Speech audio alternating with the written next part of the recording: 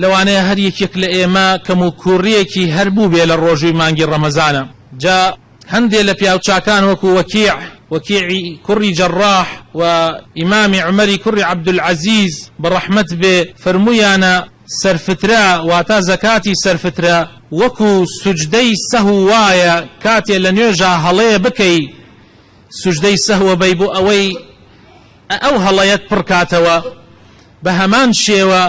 ئەگەر لە ڕۆژووە کەم و کورتیەکت هەبێ سەرفترە و زەکاتی سەرفترە بۆ ئەو کەسانەی کەوە ڕۆژوون کەم و کورتیەکانیان بۆ پڕکاتەوە.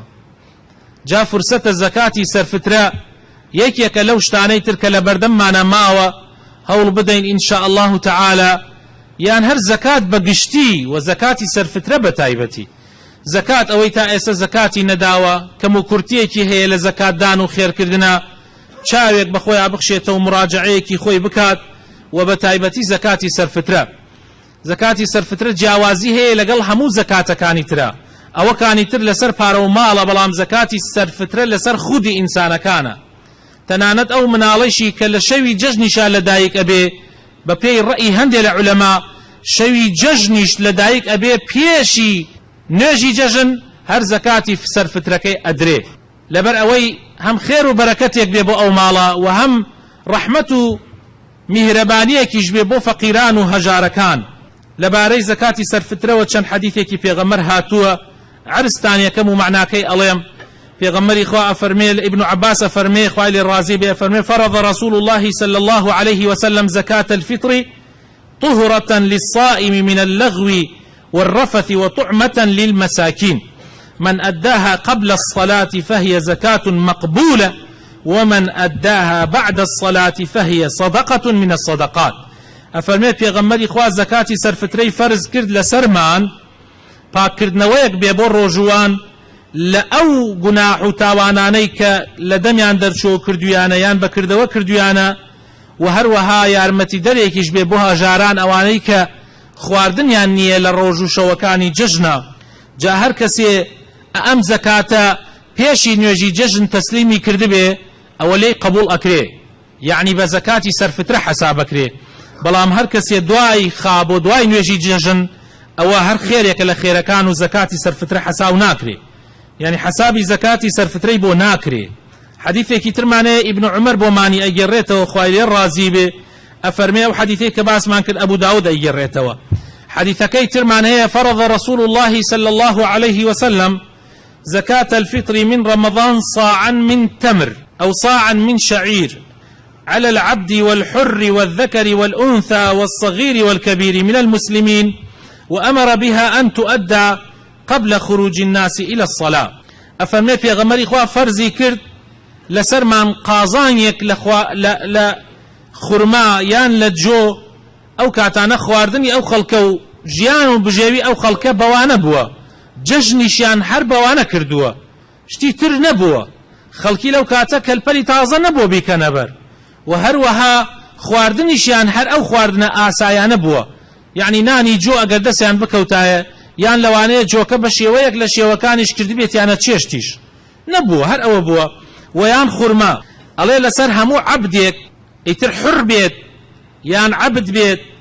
یان نێر بێ یان مێ بێ یان مناڵ بێ یان گەورە بێ ئەوەی کە تۆ مەسروفی ئەدەی هەر کەسێ مەسروفی لەسەر تۆیە تۆ بە خێویەکەی بژێوی لەسەر تۆیە زەکاتی سەرفترەکەشی بۆ ئەدەی و پێغەمبەر ئەمری کردووە پێش نوێژی جەژن تەسلیم بکرێت. وهروها حديث ترشمان هي أبو سعيد خدري أجرته أمس حديث لسريهاتوا أفرمي كنا نخرج صدقة الفطر صاعا من طعام أو صاعا من شعير أو صاعا من تمر أو صاعا من أقط أو صاعا من زبيب. أمش بخاري مسلم أجرنوا لباري زكاة سرفتروا آياتك خواي قورا هندي العلماء فرمن أم آياتش هربري أو أكوي كخواي تعالى أفرمي قد أفلح من تزكى وذكر اسم ربه وصلى. خوشبخت سرفراز كسي زكاتي سرفتر بدا باشان ذكري ججن بكى الله أكبر كان وباشان نوجي ججن بكى. زورك لعلماء أم آيات يعني هنديك لعلماء أم آيات أي بنباري أو موضوعيا وكو جصاص لأحكام القرآن باسيكا جا زەکاتی سەرفترە خۆشەویستەکانم ئیتر ئەگەر کەسێک نەیداوە ئێسە کاتێتی و کاتەکەی نزیکە لە ئێسەوەدا با زەکاتی سەرفترە بدەن ئەگەر نەتانداوە هەر لە ئەمڕۆوە هەوڵ بدەن لە بیرتان بێ و لە بیرتان نەچێ و زەکاتی سەرفترە خۆشەویستەکانم ئەگەر بە خواردن بیدەی و هەستت کرد خواردن لە مەسلحەتی فەقیر و هەژارانایە یان ئەو ماڵەی کە تۆ بۆی ئەبەی خواردنەکە زیاتر ئیسفادەی لێەکە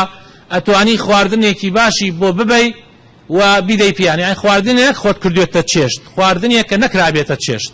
وەکو برنجێکی باش وەکو فاسولەیەکی باش وەکو نۆکێکی باش یعنی ئەوانە گشت نەفرێک لای کەمەکەی لە 2 کیلۆ و نیم هەتا 3 کیلۆ لەو بەینە ئەمە ئەگەر بە خواردن ئەگەریش بە خواردن زانیت مەسلحەتی ئەو فەقیرە وایە بە خواردن نەدرێ بەڵکو ئەو شتانەی هەیە خواردنەکەی هەیە پێویستی یعنی مەسەلەن برنجی هەیە فاسولەی هەیە یعنی ئەوەی بۆ چێشتی جەژن ئەکرێ ئەو هەیەتی بەڵام گۆشتی نییە بەڵام پێویستی بە کەلوپەلی جەژنە ئەو کاتانە هەندێ لە زانایانمان وەکو شێخ حەسەنی بەسری بەڕەحمەت بێ وەکو ئیمامی ثەوری بەڕەحمەت بێ وەکو ئیمامی ئەبوو حەنیفە بەڕەحمەت بێ وەکو ئیمامی عومەری کوڕی عەبدولعەزیز و زۆرێک لە زانایانی متأخرین ئیمامی شافعی و تەنانەت شێخ الئیسلام ئیبن تەیمیە بەڕەحمەت بێ ئەمانە فەرموویانە ئەگەر پێویست بکا بە قیمەتەکەش ئەتوانی قیمەتەکەی بدەیت یعنی ئەتوانی لە جیاتی ئەو خواردنە ئەتوانی قیمەتەکەشی بدەیت یعنی قیمەتی ئەو خواردنە ئیتر قیمەتی ئەو خواردنەش ئێستا دیاری کراوە لەلایەن زانایانی کوردستانەوە لجنەی فتوای کوردستانەوە ئەڵێ 3000 دینار 3000 دینار بدەی بە ئەو لای کەمەکەی سێ ئەگەر تو هەت بێ و دەوڵەمەند بی ئەتوانی زیاتریش بی حەزکەی تۆ زەکاتت نەبووە بەڵام پارەت بڕێک هەیە حەزەکەی کە زەکاتت نەداوە و پارەت نەگەیشتۆتە حەدی زەکات حەزەکەی خێرە زیاتر بکەی لە جاتی 3-4 دانە 5 دانە بیدە بە ماڵێکی فەقیر با جەژنەکەیان بە ڕێک و پێکی ئەنجام بدەن